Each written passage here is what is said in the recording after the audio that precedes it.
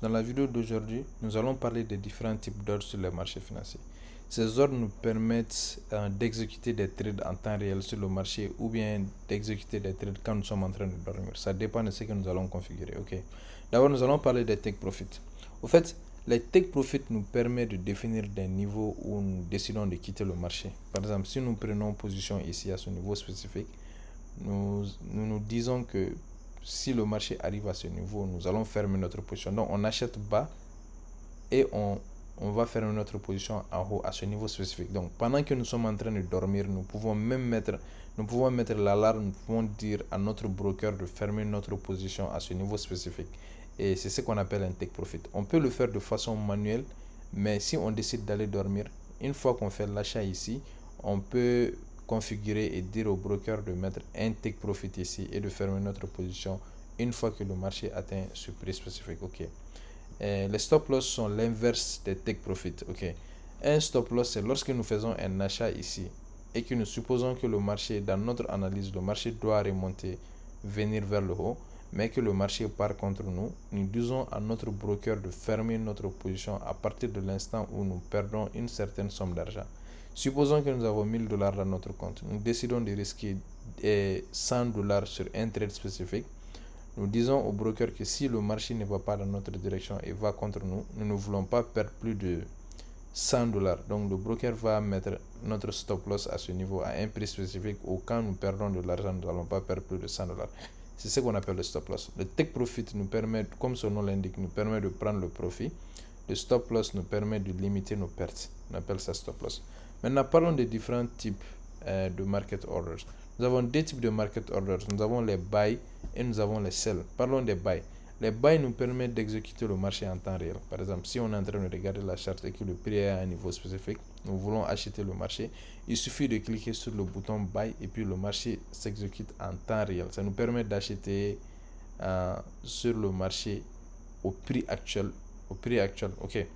Maintenant, c'est pareil pour les sell. C'est pareil pour les sell. Si le marché est à un niveau spécifique et on a envie de vendre en temps réel, on peut juste appuyer sur le bouton sell et le marché va vendre à notre place. On suppose que le marché va perdre la valeur et tomber. Ok, donc ça c'est un sell. Maintenant, les buy limits sont des niveaux où nous supposons que le marché va continuer à la hausse. Dans les buy limits, le prix est déjà haut. Nous supposons que le marché va retourner, va faire un retracement. Ça va retourner en bas avant de repartir. Donc, si cela trouve que nous sommes en train de dormir, nous pouvons mettre un buy limit. La différence entre un buy limit et un buy ordinaire, c'est-à-dire que le buy ordinaire, on le prend en temps réel. Le buy limit, c'est lorsque nous ne sommes pas sur la charte, nous sommes en train de dormir ou bien nous sommes occupés. Nous disons que si le marché revient à ce niveau spécifique, on prend la position pour continuer dans la direction du marché.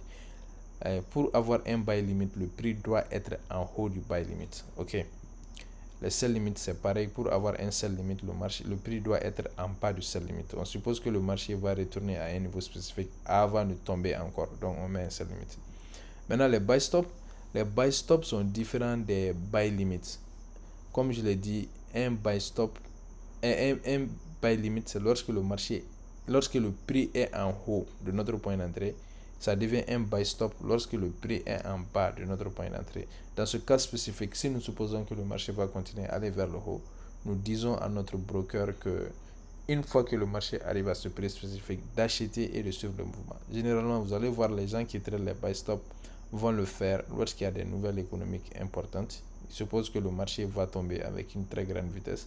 Donc, pour pouvoir être dans le mouvement du momentum, ils vont ouvrir les positions comme ça de buy stop, comme ça dès que le marché arrive et continue dans la même direction, et ils seront sur le trade. Le sell stop, c'est pareil. Le prix doit être en haut de notre niveau. On suppose que le marché va venir nous trouver là-bas à ce niveau spécifique et continue de tomber.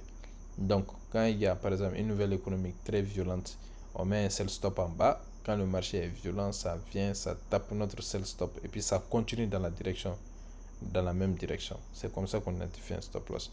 À ne pas oublier, les sell stop, les buy limit et les sell limit sont des ordres qui peuvent être placés et puis nous pouvons partir dormir. Maintenant, les buy limit et les buy et les sell en temps réel, on doit être sur la charte et les exécuter de façon manuelle. Ok. Et cela met fin à cette vidéo et merci beaucoup. À la prochaine vidéo.